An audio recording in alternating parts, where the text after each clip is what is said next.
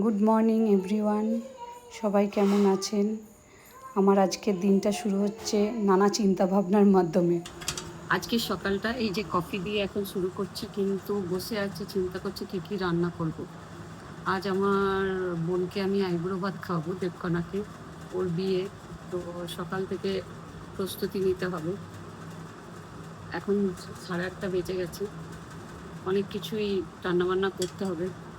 তো সাথে থাকার অনুরোধ রইল। কি রান্না করব না করব আপনাদের সবার সাথে আজকে আমি শেয়ার করব। আজকের দিনটা কিভাবে কাটালাম আর আমার রান্না, আমার মেনু কেমন হলো, ব্লগটা আপনাদের কেমন লাগছে অবশ্যই জানাবেন। তো আজকে আর এখন বেশি কথা বলবো না, কেন কি আমি ভীষণ ব্যস্ত। কফিটা কোনোভাবে শেষ করব, দিয়ে রান্না জোগাড় করব। তো রান্না করতে করতে ইচ্ছে আছে একটু একটু করে আপনাদেরকে দেখাবো, জানি না কতদূর কি পারবো। এই যে চলে এসেছি আমি এবারে রান্নাঘরে দুধটা কেটে নিচ্ছি, কেন কি পায়েস বানাবো।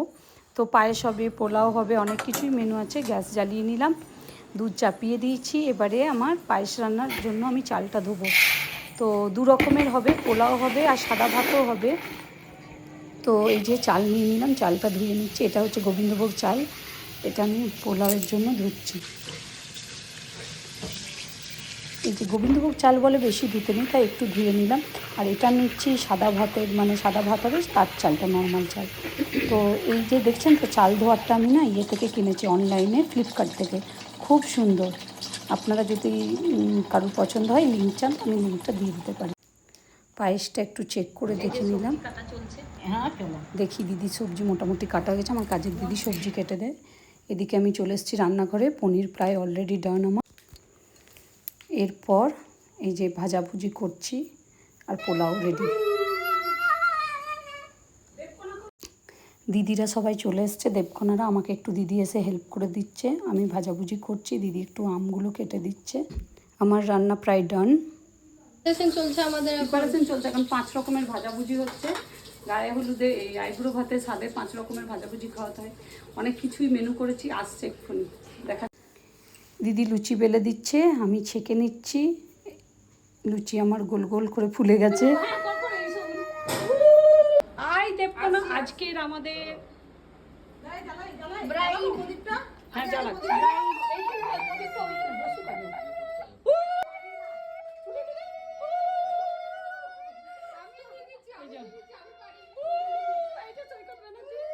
তো চলুন সবাই মিলে আমরা দেবকনাকে আইবুড়ো ভাত খাওয়াই। কী কী মেনু করেছি না করেছি আপনাদের সঙ্গে একটু শেয়ার করি।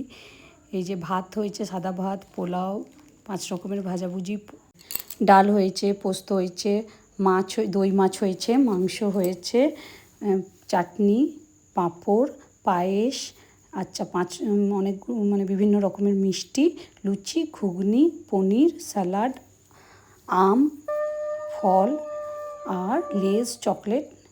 এবার আশীর্বাদের পালা শুরু। প্রথমটা দিদিকে দিয়ে শুরু করা হলো, ও আশীর্বাদ করছে। তারপর আমাদের ব্যানার্জি বাবু আশীর্বাদ করবে। এই যে চলে এসছে ব্যানার্জি বাবু আশীর্বাদ করতে।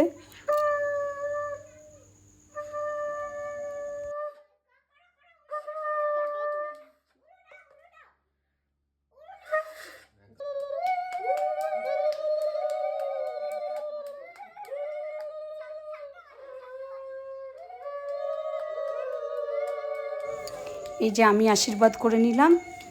এরপর দেবকনাকে, বেচারার খুব খিদে পেয়ে গেছে, কেন কি অনেকক্ষণ অপেক্ষা করেছে।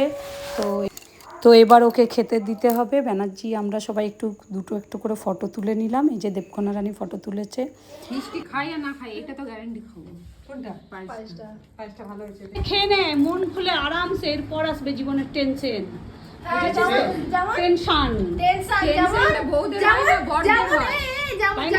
যেমন মেসো এখন পাচ্ছে, যেমন মেসো এখন পাচ্ছে। বিয়ে করার পরে কেমন আছো? পুরো টেনশন। আমি কেমন আছি এটা তোমার জিজ্ঞাসা করাটা ভুল। জিজ্ঞাসা করো বিয়ের পর তোমার বাবা মা, দিদি, ভাই এরা কেমন আছে, কেন? কারণ তারা সুখে আছে। দেবকনা তার মানে কি বলতে চাই আমি? এরপর আমরা একটু বসে আড্ডা মেরে নিলাম, গল্প করে নিলাম।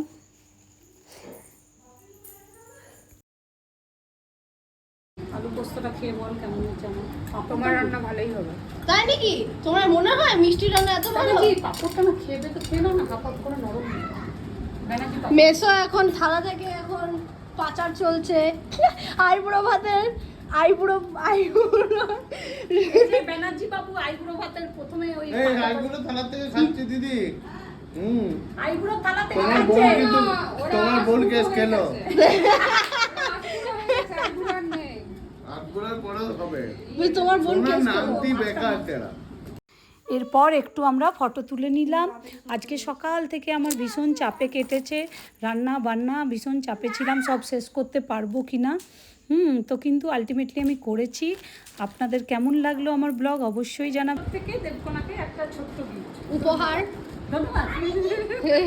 বিয়ের গিফটে বাকি রয়েছে, তাই এরকম গিফট দিতে থাকার আমি এখানে এরা খুব টায়ার্ড। কেউ গিফট দিল না, আমাদেরকে কেউ গিফট দিল না, বলো বেটা। তোমাদেরকে গিফট এই আইসক্রিম তোমাদের জন্য একটা